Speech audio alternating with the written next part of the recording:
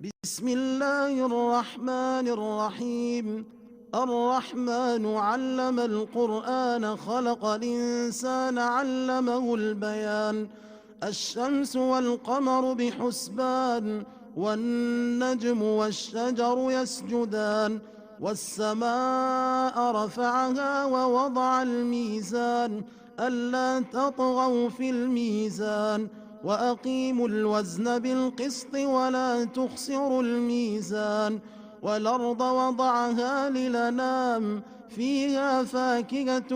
والنخل ذات الأكمام والحب ذو العصف والريحان فبأي آلاء ربكما تكذبان خلق الإنسان من صلصال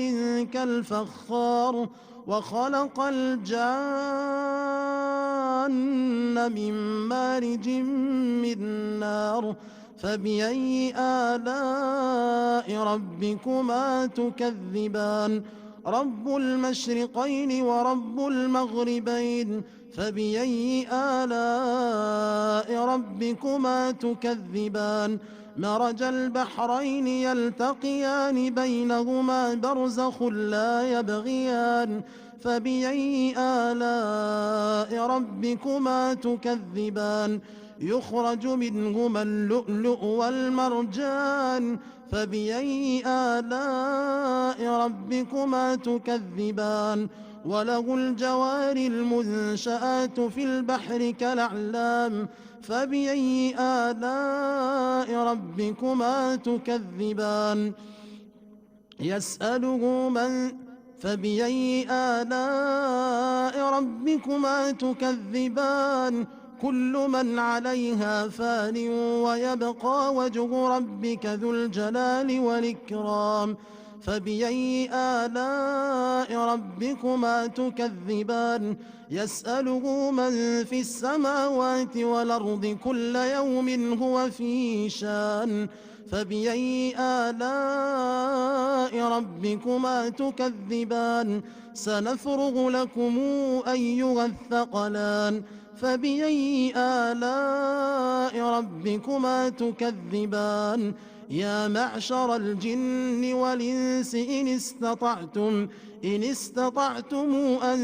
تنفذوا من أقطار السماوات والأرض فانفذوا لا تنفذون إلا بسلطان فبأي آلاء ربكما تكذبان يرسل عليكما شواظ من نار ونحاس فلا تنتصران فبأي آلاء ربكما تكذبان فإذا انشقت السماء فكانت وردة كالدهان فبأي آلاء ربكما تكذبان فيومئذ لا يسأل عن ذنبه إنس ولا جان فبأي آلاء ربكما تكذبان يعرف المجرمون بسيماهم فيؤخذ بالنواصي والأقدام فبأي آلاء ربكما تكذبان هذه جهنم التي يكذب بها المجرمون يطوفون بينها وبين حميم آن فبأي آلاء ربكما تكذبان ولمن خاف مقام ربه جنتان فبأي آلاء ربكما تكذبان ذواتا أفنان فبأي آلاء ربكما تكذبان فيهما عينان تجريان فبأي آلاء ربكما تكذبان فيهما من كل فاكهة زوجان فبأي آلاء ربكما تكذبان متكئين على فرش بطائنها من استبرق وجنى الجنتين دان فبأي آلاء ربكما تكذبان فيهن قاصرات الطرف لم يطمثهن إنس قبلهم ولا جان فبأي آلاء ربكما تكذبان كأنهن الياقوت والمرجان فبأي آلاء ربكما تكذبان هل جزاء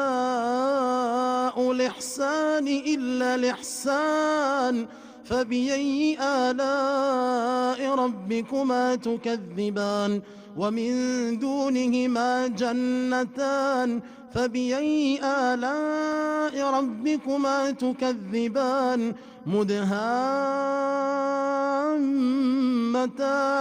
فبأي آلاء ربكما تكذبان فيهما عينان نضاختان فبأي آلاء ربكما تكذبان فيهما فاكهة